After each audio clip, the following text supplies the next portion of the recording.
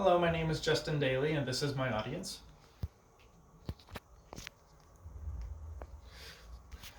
So being a casual moviegoer, I'm always looking for what the next big hit movie is going to be. So in 2017, I went to the theater and saw a movie that I had a whole lot of questions about after the ending of it. More questions about how accurate is it, or how accurate is the topic that they're trying to portray in the movie. And that movie was by M. Night Shyamalan called Split. Now, that movie was about a man who had a disorder called dissociative identity disorder or split personality disorder. And the whole movie was about a man who had 23 personalities living within him.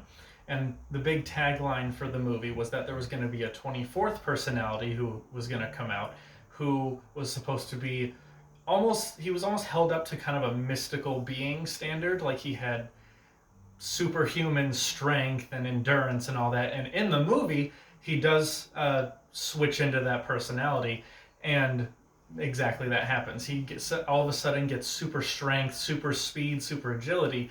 And to me, I thought, even in the theater, I was like, this seems really fake to me. So as I researched the topic even more, it was just that. It was everything they kind of portrayed in that movie wasn't really scientifically accurate. And because of that movie, I've met a lot of people who have become terrified because of this disorder. And so what I hope to do in this speech is to kind of show you guys that this isn't a disorder to be feared. It's a disorder that is meant to be understood, that requires all of our support in order to help someone who may be suffering from this disorder. Now, before I go further into it, I want to discuss what this disorder actually is. So what dissociative identity disorder is, it is a developmental disorder that occurs when someone has experienced severe psychological or physical trauma.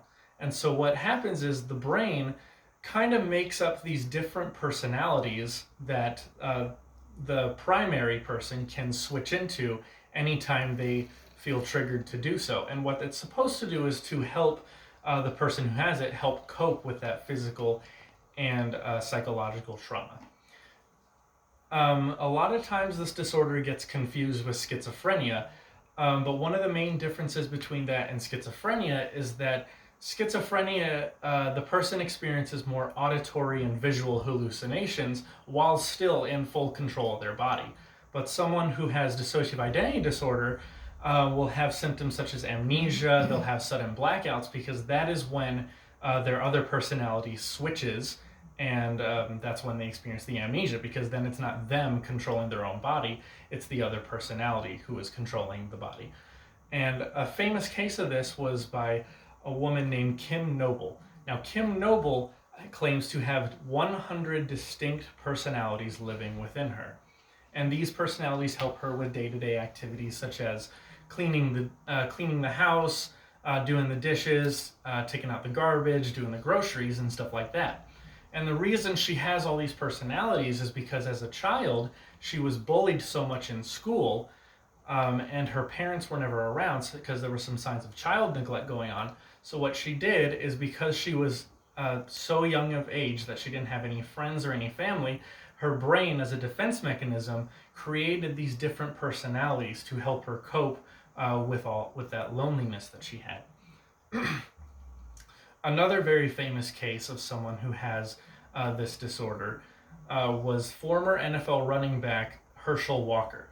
Herschel Walker won the Heisman Trophy in 1982, and when asked about who he claims to give his success to, he claimed that none of the football aspects of himself, like the agility, the athleticism, the strength, he claims none of it was all his, and that the person who did all the work with that was actually one of his alters, one of his other personalities. Because Herschel Walker in his tell-all book said that he had about 12 distinct personalities living within him. And it was the same thing for when he did post-game interviews. Anytime he was on live talk shows, he claims that it wasn't him who was talking, it was one of his alters who was talking. To this day, Herschel Walker now tours the US, kind of being a spokesperson for mental disorders, and he talks to people about what the disorder is, how it can be treatable, and just trying to help those who are affected with this mental disorder. Now, the reason I wanted to do this as my persuasive speech was because, again, I see so many times Hollywood kind of use mental disorders and other stuff like that as kind of a way. Most of the time you see them in like thriller horror movies is when you see them, and to me it seems like Hollywood kind of demonizes these mental disorders, when in reality people who have disorders like this shouldn't be demonized or shouldn't felt like their disorder is demonized. What they should feel is acceptance, and they should have people trying to reach out and try to offer a helping hand to them. These people don't need to feel uncomfortable in their own body, because it's not a scary disorder for someone to have. What it really is a really amazing and beautiful chemical reaction in the brain that the brain does to help the body that it lives in. And so I hope that this speech has sort of persuaded you guys to next time think or take a second look at the movies you're watching when they depict mental disorders, because most of the time they're probably not going to be accurately displaying the disorder itself. My name is Justin Daly, and this is my audience.